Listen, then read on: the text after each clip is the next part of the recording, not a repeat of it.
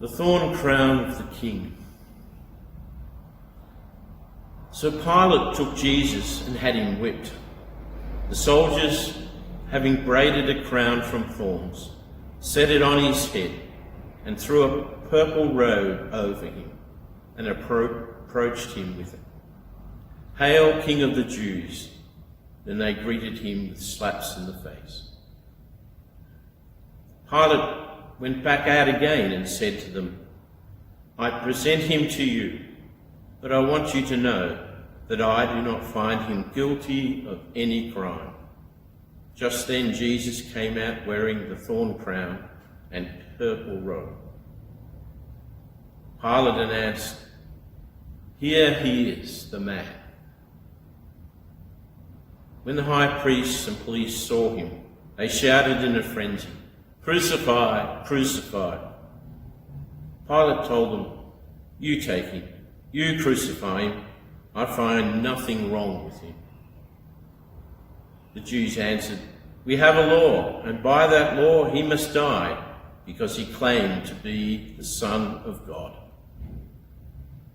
Then Pilate heard this. He became even more scared. He went back into the palace and said to Jesus, "Where did you come from?" Jesus gave no answer. Pilate said, "You won't talk. Don't you know that I have the authority to pardon you and the authority to crucify you?" Jesus said, "You haven't a shred of authority over me, except what has been given to you from heaven. That's why the one who betrayed me to you has committed a far greater fault." At this, Pilate tried his best to pardon him, but the Jews shouted him down. "If you pardon this man, you're no friend of Caesar's. Anyone setting himself up as a king defies Caesar." When Pilate heard these words, he led Jesus outside. He sat down at the judgment seats in the area designated Stone Court, and in Hebrew, Gabath. It was the preparation day for Passover. The hour was noon. Pilate said to the Jews, "Here is your king." They shouted back, "Kill him, crucify him." Pilate said, "I am to crucify your king." The high priest answered, "We have no king except Caesar." Pilate caved into their demand. He turned him over to be crucified. The crucifixion. They took Jesus away, carrying his cross. Jesus went out to the place called Skull Hill. The name in Hebrew is Golgotha, where they crucified him, and with him 2 others, one on each side, Jesus in the middle. Pilate wrote a sign and had it placed on the cross. It read, "Jesus the Nazarene, the King of the Jews." Many of the Jews read the sign because the place where Jesus was crucified was right next to the city. It was written in Hebrew, Latin, and Greek. The Jewish high priests objected. "Don't write," they said to Pilate, "the King of the Jews. Make it, this man said, 'I am the King of the Jews.'" Pilate said, "What I've written, I've written."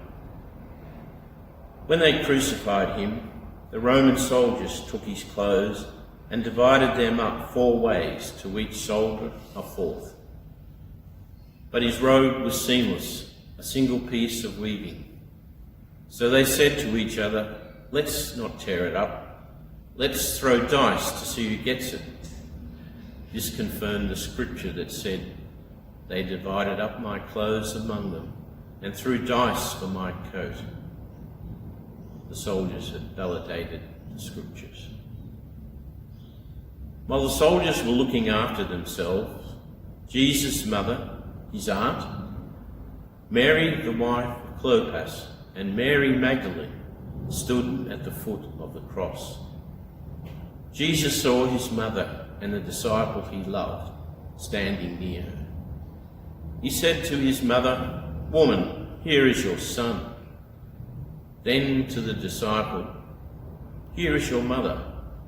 And from that moment the disciple accepted her as his own mother.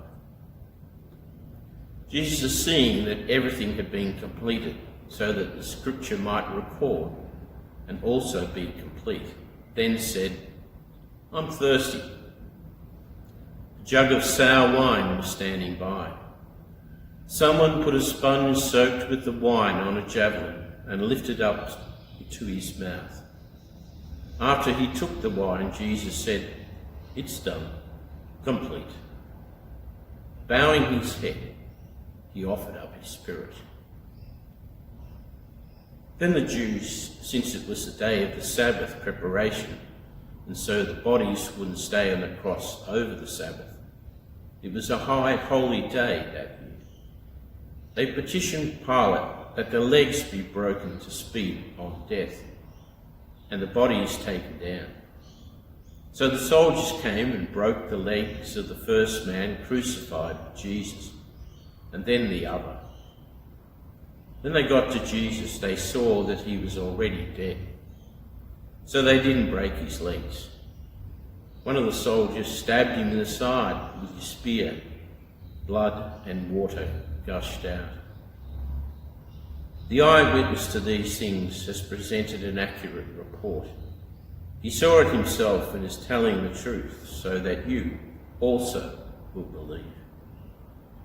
These things that happened confirm the scripture that not a bone in his body was broken, and the other scripture that reads, "They will stare at the one they pierced."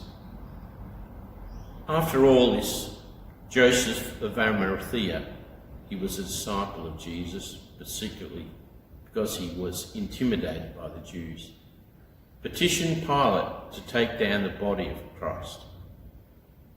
Pilate gave permission, so Joseph came and took the body. Nicodemus, who had first come to Jesus at night, came now in broad daylight carrying a mixture of myrrh and aloes, about 75 pounds. They took Jesus' body and, following the Jewish burial custom, wrapped it in linen with the spices. There was a garden near the place he was crucified, and in this garden a new tomb in which no one had ever been placed. So, because it was Sabbath preparation for the Jews, and the tomb was convenient, they placed Jesus in it.